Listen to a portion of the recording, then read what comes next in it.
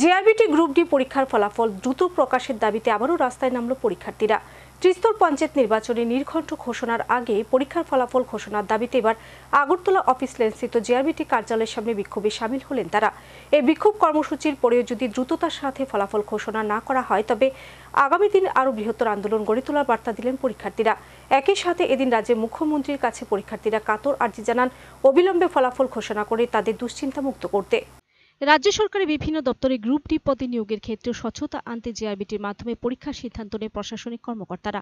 সে মোতাবেক বিগত প্রায় 4 বছর আগে শূন্যপদ পূরণের লক্ষ্যে জেআরবিটি গ্রুপ ডি পরীক্ষা অনুষ্ঠিত হয়।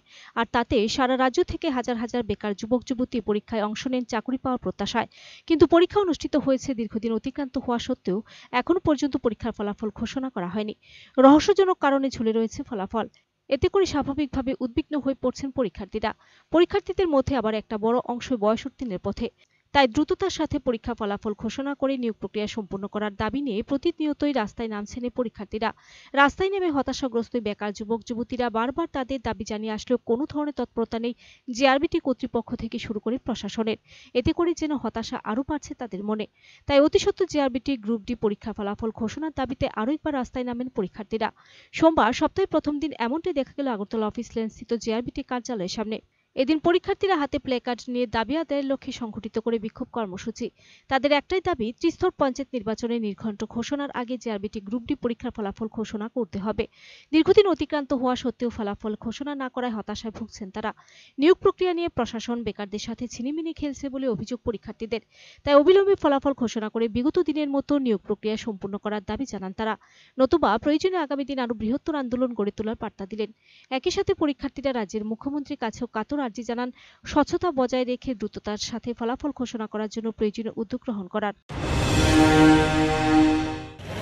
জেআরবিটি গ্রুপ ডি ফাইনালিস্ট প্রকাশের দাবিতে আমরা আজকে জেআরবিটি অফিসের সামনে আমরা ধর্ণা বসি, যাতে জেআরবিটি কর্তৃপক্ষ এবং ত্রিপুরা সরকার আমাদের যে ফাইনালিস্ট আজকের মধ্যে প্রকাশ করে।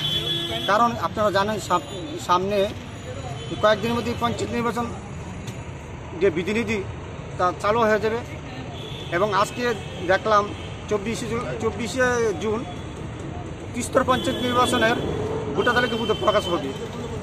আগামী কয়েকদিনের মধ্যে ত্রিস্তর পঞ্চায়েতের আইন কানুন লাগু হয়ে যাবে। তাই আমরা জেআরবিটি বয়সোত্তীর্ণ যারা বেকার ক্যান্ডিডেট আছি, বেকারত্বে গুছানোর যন্ত্রণার্থে আমরা আজকের মধ্যে গ্রুপ ডি মেরিট ফাইনাল তালিকা আজকে প্রকাশ করা হবে। তার জন্য আমরা আজকে ধর্ণা বইছি। আমরা শান্তিপূর্ণভাবে আমরা সরকারের নিকট আমরা দাবি রাখছি, সেই জন্য আমরা ধর্ণা বইছি। যদি আপনাদের দাবি পূরণ না হয় তাহলে আমরা জেআরবিটি গন্ডি যারা অল ত্রিপুরা আছে তারা সবাই মিলিতভাবে সেটা আপনাকে চিন্তা ভাবনা করা হবে। Bureau report, search entertainment.